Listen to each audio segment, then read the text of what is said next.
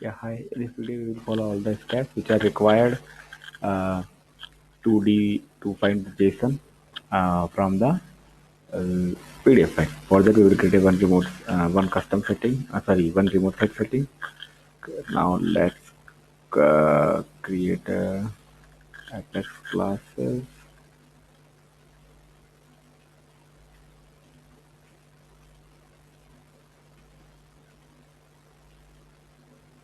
Let's create a test class.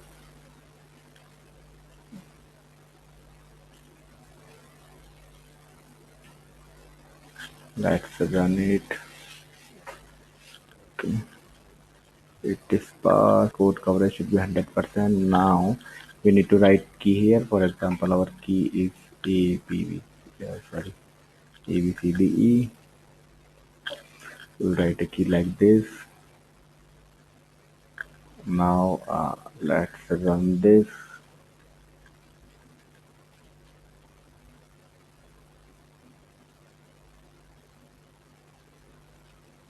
At the moment we can see the error because we have entered incorrect key. If we write a correct key here, we will see the JSON here.